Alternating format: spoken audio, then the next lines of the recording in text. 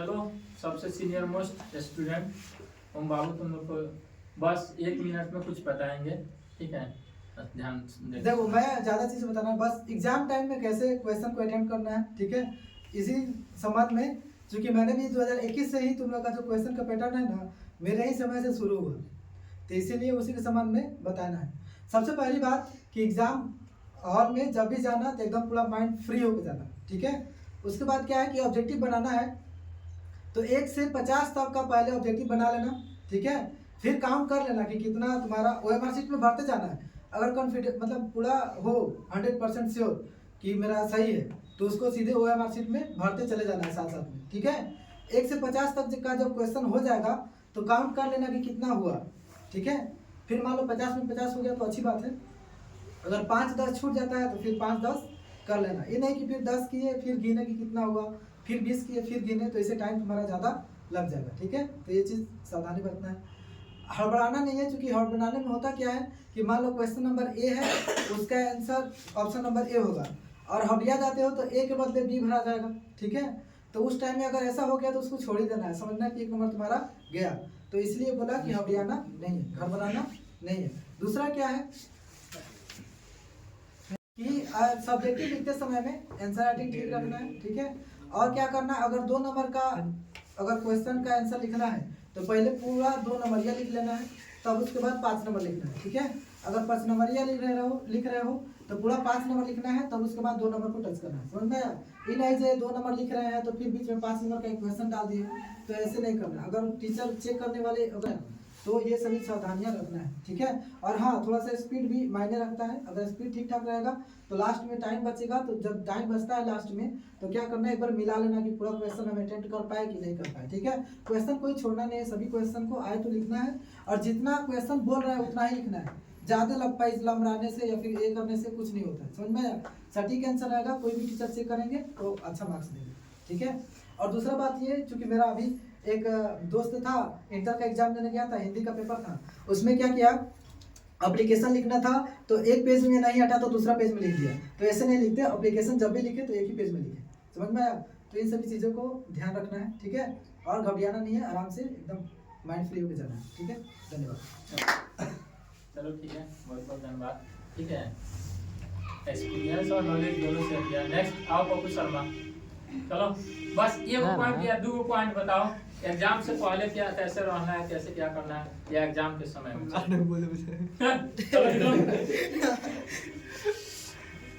चलो चलो आ रही है नेहा, लोग के सामने जाना है तो सबसे पहले अपने आप से खातिर रखना है, मतलब रखना है। कोई कुछ पूछ रहा है तो उसके बारे में नहीं करना है, अपने आप से खातिर रखना है, मतलब रखना है। पास में कोई चिट्ठा उठा रहता है तो उसको क्या करना है, जमा कर दिए लोग, अच्छा है, मतलब जमा कर देना है। अच्छा है, पास में अगर चीटिंग वोटिंग हो रहा है तो अभी ना कि हम उसी माहौल में पढ़ जाए, अपने से करना है, अपना से मतलब रख के क्वेश्चन आंसर अपने से लिखना है, बस। चलो इतना ही, तो इतना ही एक मिनट रुक जाए। सबसे पहले एग्जाम देने जाने से पहले अच्छा से माइंड फ्रेश कर लेना लो, अब भगवान जी के तनी प्रार्थना कर लेना लो, आ जाना लो वहाँ पे आराम से अपना अपना बनाना लो। बाद में टाइम मिलेगा तभी दोस्त का हेल्प करना है, उससे पहले किसी का हेल्प नहीं करना, अपना बनाना है, बस हो गया।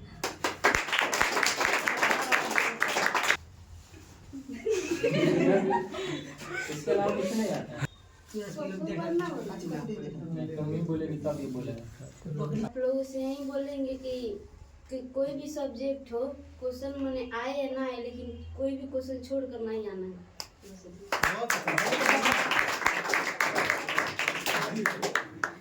इतना अच्छा पॉइंट सोच कर मैं एग्जाम हॉल के अंदर में कुछ बातें बताना चाहूँगा।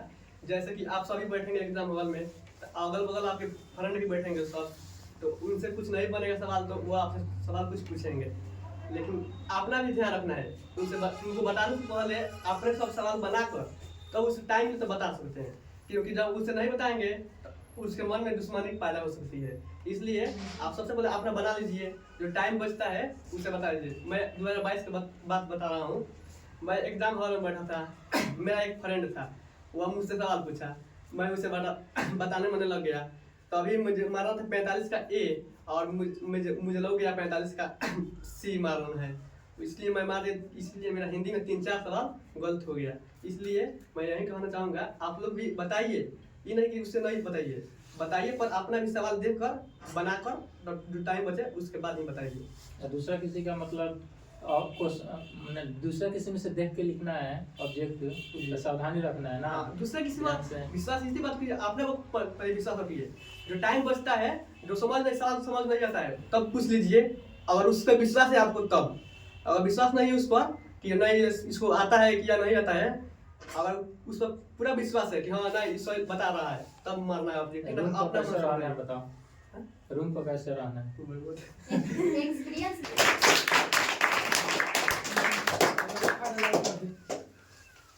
सबसे पहले क्या करते हैं हम, ठीक है।